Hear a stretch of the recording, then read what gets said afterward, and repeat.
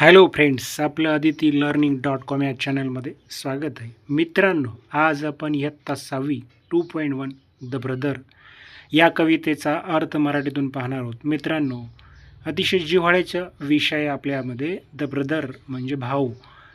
आयुष्यात सर्वात महत्त्वाचं नातं आहे सर्वांसाठी. भाऊ बहिणीचे नाते हे सगळ्या जगातील सुंदर आणि पवित्र नातं आहे.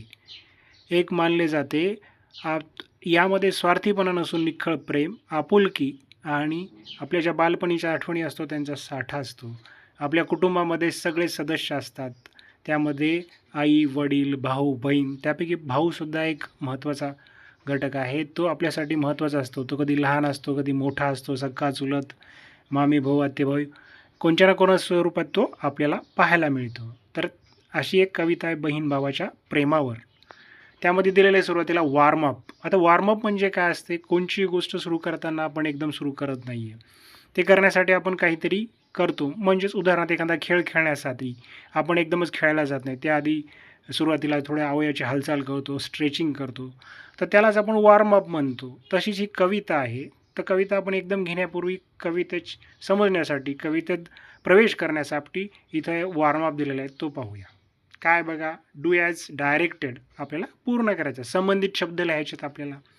पहिला तिथं दिला आहे काय? फॅमिली. आता फॅमिली अतिशय जिव्हाळ्याचा आहे. सर्वजण फॅमिलीत राहतात. फॅमिली म्हणजे काय? कुटुंब, ज्याचा आधारच असते. जी जन्म देते ती सगळ्यात महत्त्वाची सर्वांसाठी ती असते. कोण? मदर. मदर म्हणजे आई. आणि त्याबरोबरच आपलं पालनपोषण करण्यामध्ये सगळ्यात मोठा हात कोणाचा असतो? फादर म्हणजे आपले वडील. हे दोन घटक म्हणजे दोन पिल्लर आहेत आपल्या कुटुंबाचे. हे दोन जर नसेल तर आपण काहीच नाही आहे. तर मदर आणि फादर. त्यानंतर आपण म्हणू शकतो साहजिक ब्रदर आणि सिस्टर. आता याशिवाय वेगवेगळे शब्द तुम्ही टाकू शकता. आजी आजोबा, ग्रँडमदर, ग्रँडफादर, अंट, अंकल, हे सुद्धा ते बरोबर येतील. पण महत्त्वाचे असे आपण त्याच्यात टाकले. दुसरा आहे तो परत जिव्हाळ्याचा विषय आहे फ्रेंड. आता फ्रेंड म्हणजे काय? मित्र. सर्वांना मित्र असतात, मित्र मैत्रीण असतात. आता त्यांच्यामध्ये संबंधित शब्द काय? क्लेवर, हुशार. काय? क्लेवर म्हणजे हुशार. मित्र कसा असतो? हुशार असतो. नंतर कसा असतो तो? लॉयल. लॉयल म्हणजे एकनिष्ठ. ऑनेस्ट. नंतर काय म्हणता येईल? प्रामाणिक. आणि नंतर त्याला काय म्हणता येईल आपल्याला? केअरफुल, काळजी करणारा.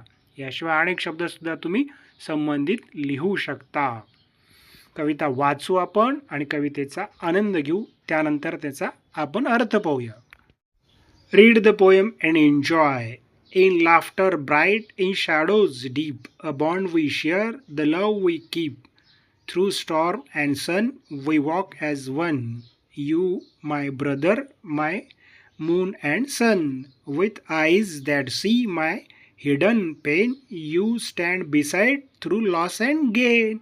In every tear and every smile, your presence make it all worthwhile. Like rivers flow to the sea, together strong, you and me. When days are dark and nights are long, your strength and hope keep me strong. Through time and space, no bond can break a love so pure no force can break. कवितेचा अर्थ पाहूया मित्रांनो.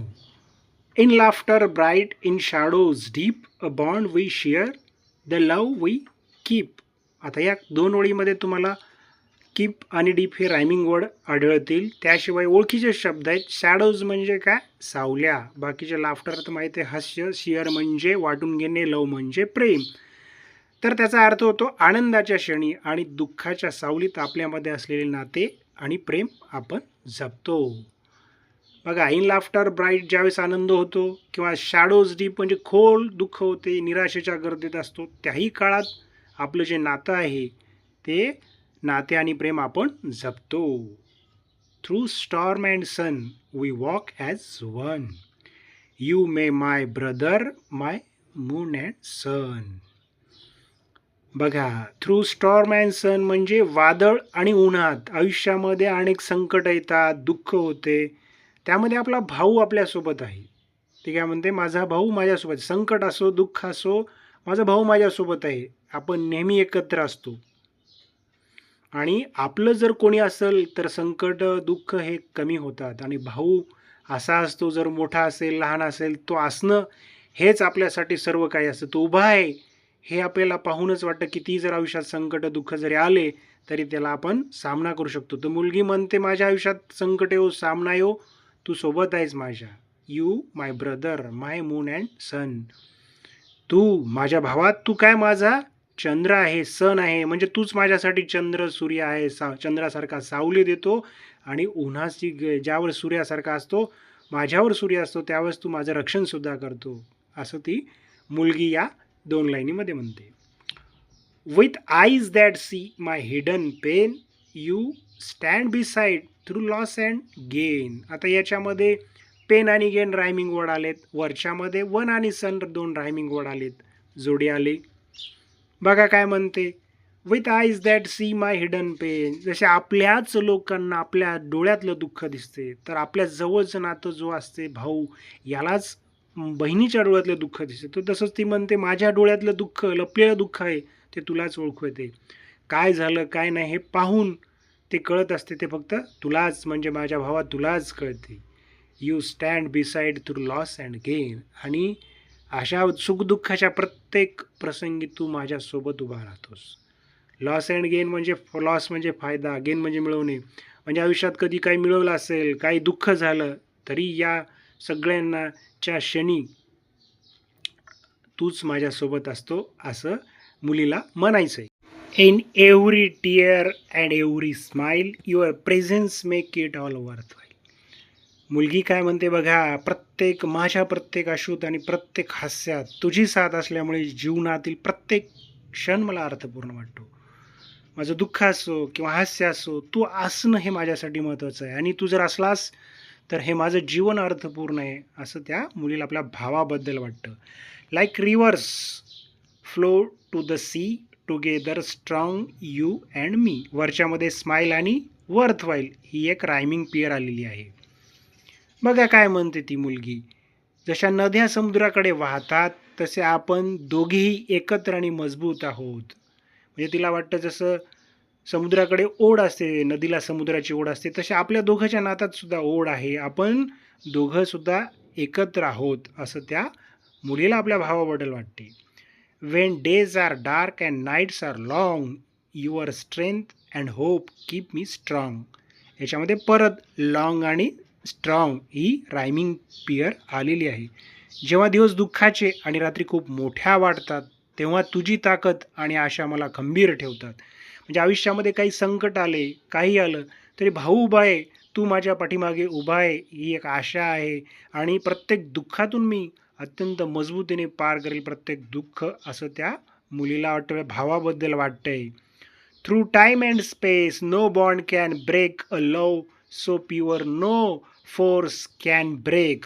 याच्यामध्ये break शब्द आहे, त्याला rhyming pair नाही आहेच कुठं. पहा काय म्हणते मुलगी, काळ आणि अंतर किती असले तरी आपले नाते कधीही तुटू शकत नाही. तुम्ही जर पाहिलं असेल तरी वय जरी वाढलं तरी आपला भाऊ आपलाच असतो. कुठेही पहा तुम्ही, म्हातारे जरी झाले तरी बहीण भावंडामध्ये खूप प्रेम असते आणि हे निख्खळ प्रेम असते. वयानुसार ते प्रेम कधीही कमी होत नाही मित्रांनो, वाढत जाते. आपली बहीण कुठे असेल तरी आपल्याला बहिणीबद्दल ओढ असते. आणि भाऊ कितीही मोठा कितीही म्हातारा झाला तरी बहिणीला आपल्या भावाला भेटण्याची ओढ असते. आणि भावाला सुद्धा कधीही बहिणीकडे पाहिल्यानंतर तिला काय दुःख आहे काय नाही हे जाणवते. आणि वय वाढल्यानंतर हे नातं अधिक दृढ आणि घट्ट होते. काळाच्या ओघामध्ये कधीही नात्यामध्ये फरक पडत नाही, ते दिवसेंदिवस मजबूतीनं पुढं जाते. आणि काळ आणि अंतर त्यांच्यामध्ये अंतर आणू शकत नाही आहे. त्यांच्या आठवणीला ते मजबूत करते. बालपणीच्या आठवणी असतात त्या वाढत जातात आणि शेवटी घर करतात. कितीही म्हातारे झालं तरी आपली बहीण आपल्यासाठी फार महत्त्वाची असते, आपला भाऊ आपल्यासाठी महत्त्वाचा असतो. असं हे बहीण भावाचं नातं या कवितेमध्ये अत्यंत सुंदर रीतीने दर्शवलेलं आहे अमनजीत सिंग यांनी. ही जर कविता तुम्हाला आवडली असेल, कवितेचा अर्थ आवडला असेल तर चॅनलला लाईक आणि सबस्क्राईब करायला विसरू नका.